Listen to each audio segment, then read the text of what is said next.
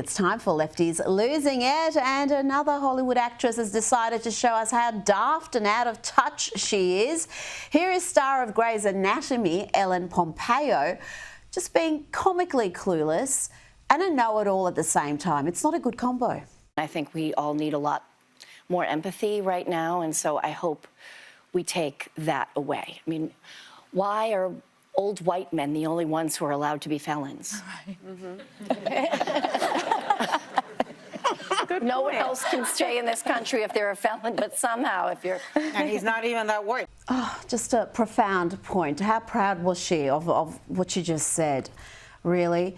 But you can't expect someone who is this dim and out of touch to understand why Americans want illegal immigrants, particularly gangbangers, out of the country. Watch this. Your $20 million salary was publicly shared to the world. How did you feel when that came out? Well, my manager at the time said something to me that literally hit me like a brick. He said, are you ready to be unpopular? I was like, what do you mean? And he was like, well, I just don't want you to think that everyone's going to go in and cheer for you and clap for you and bow to you and think you're the dopest thing ever. Because there's going to be a lot of people who are not happy for you.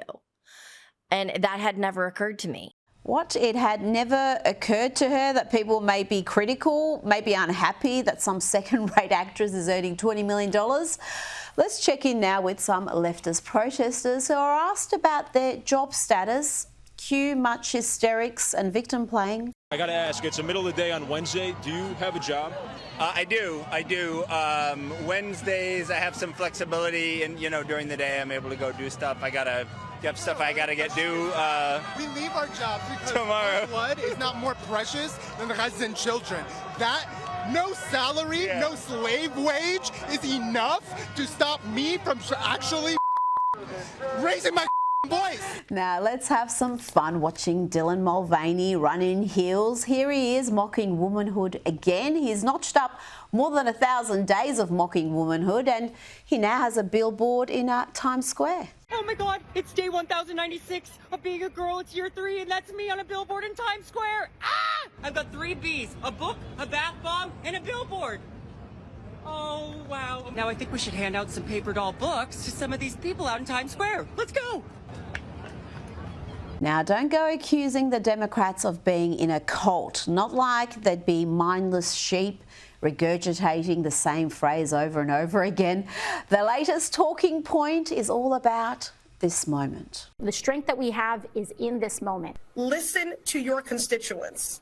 Center them in this moment. But I can tell you that there are a lot of people that are watching his leadership in this moment. This is the moment. I think about what's happening, in this moment. What's important is that we meet this moment.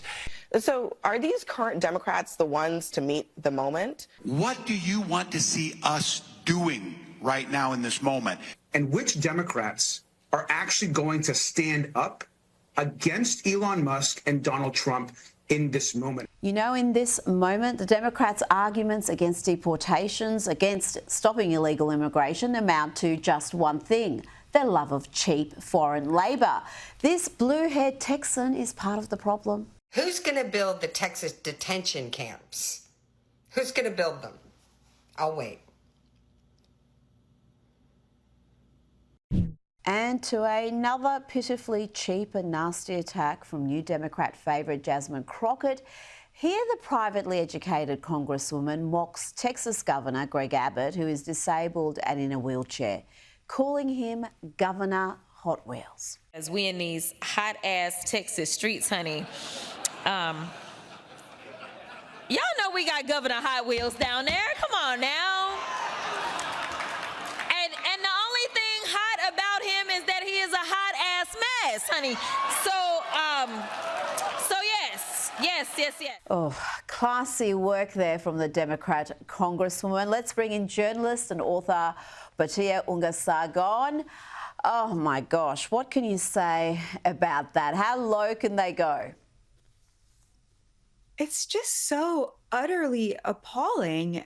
And I honestly had to listen to the clip a few times because the idea that a member of Congress would be mocking the disability of a man who had a horrific accident at 26 and then spent the rest of his life in public service to this nation and never let his disability hold him back from serving the people who he loves.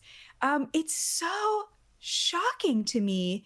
And the fact that that audience laughed, I don't know if your audience could hear that, Rita, but the audience at this human rights campaign event just burst out laughing at this mockery of a disabled person.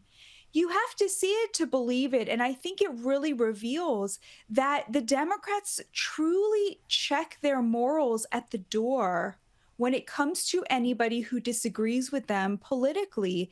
They owe them not even the most basic common decency. Truly a sad, low moment. Now, 60 Minutes did a fluff piece on George Clooney, and they asked about the role the actor played in pressuring Joe Biden to step down. He gave a rather self-delighted, self-serving answer. Happy you did it? Yeah. I'll make it kind of easy. I was raised to tell the truth. I had seen the president up close for this fundraiser, and I was surprised. And so I feel as if there was a lot of profiles in cowardice in my party through all of that. And I was not proud of that. And I also believed I had to tell the truth. But George Clooney, you must think we're all suffering from Biden's cognitive decline, Batia, because I remember, and I'm sure you do, the timeline.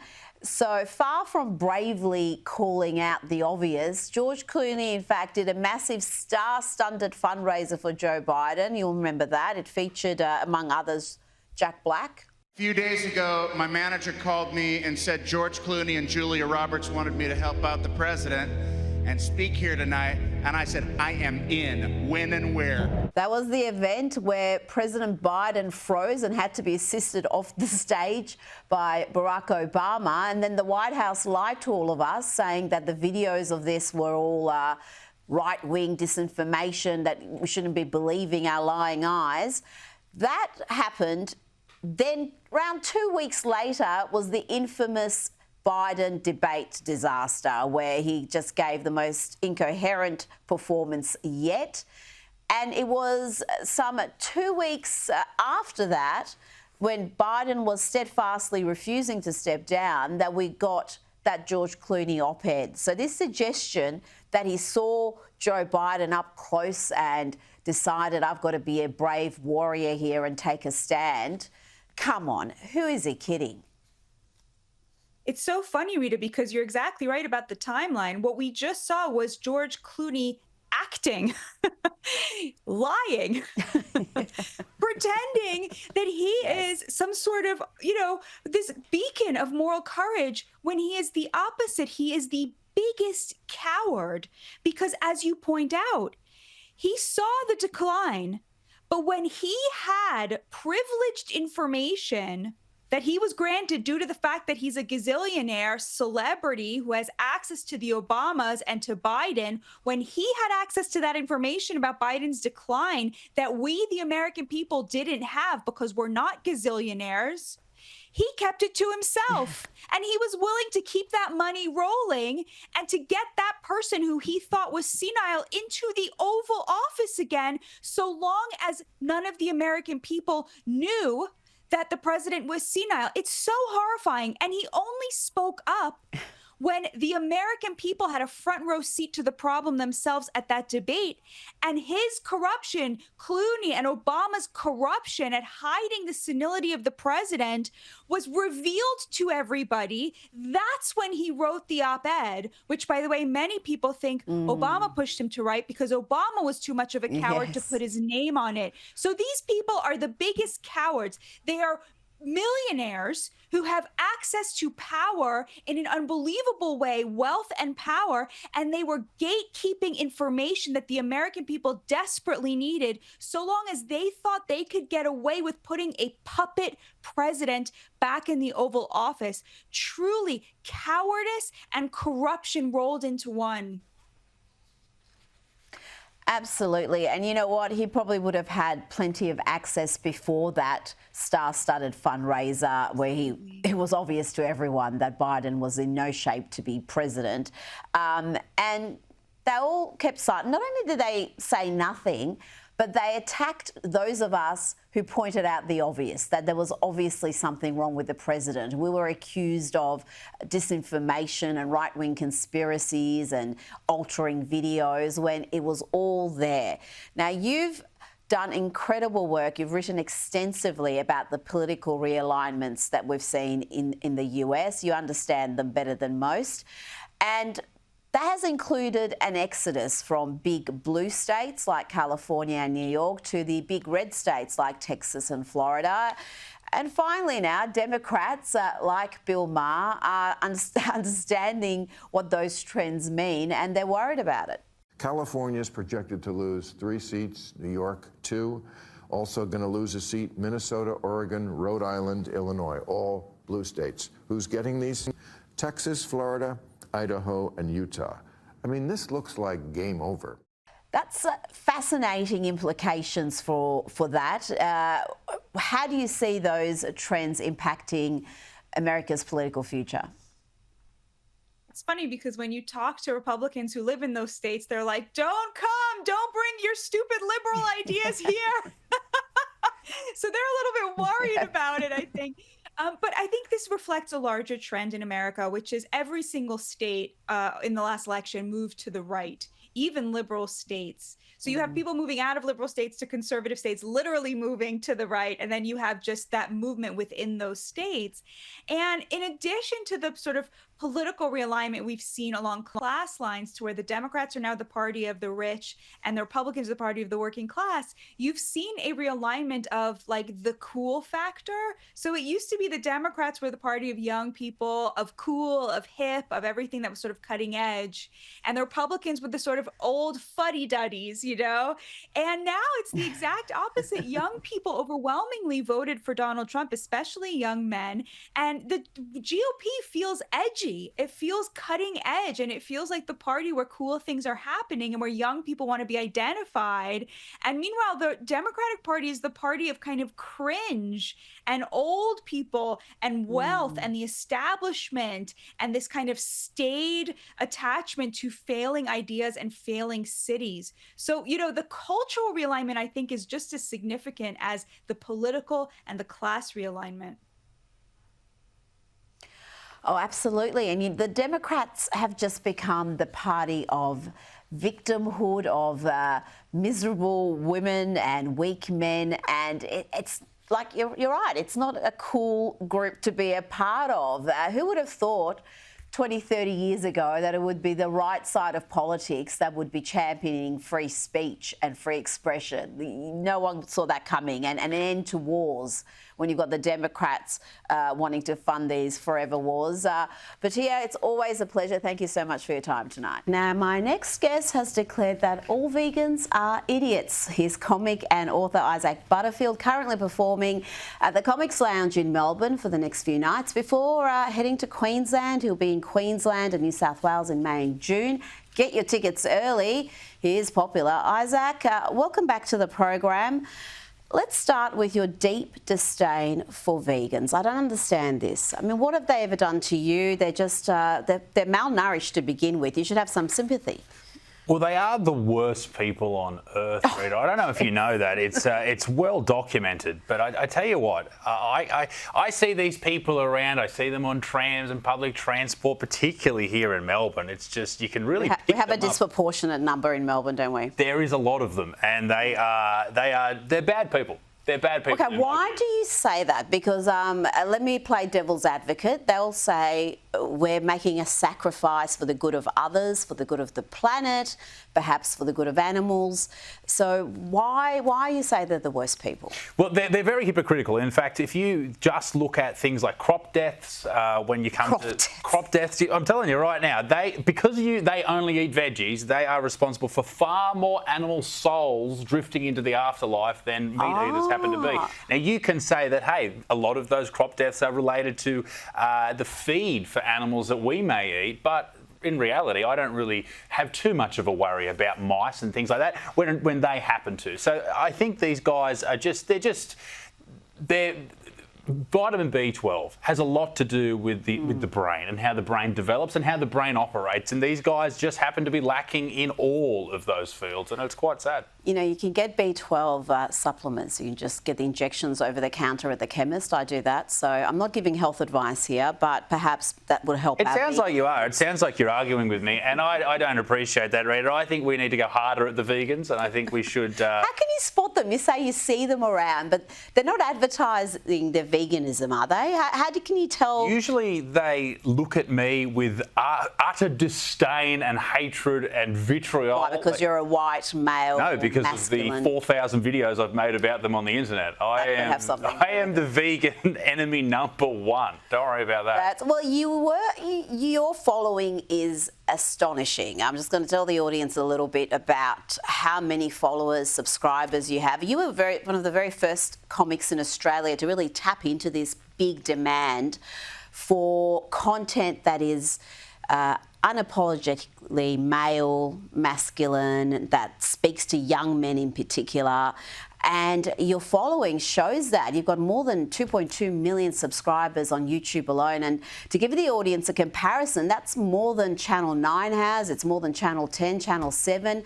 You've got some ways to go to catch Sky News Australia. We've got more than 5 million. But I see you guys going off every week. Don't worry about that. But why do you think there is such a great demand for the content that you create? Well, I just think that a lot of young dudes who are getting into their 20s even, and even older guys, they just have a certain way of...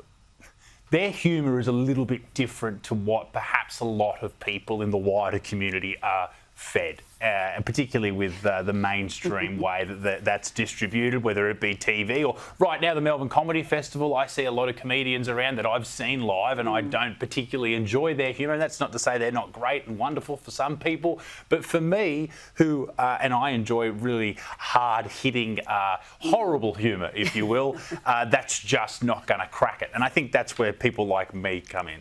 Yeah, absolutely. You get onto the content that the other comics, I think, want to do, but they're just too afraid of being cancelled, copping some sort of a backlash.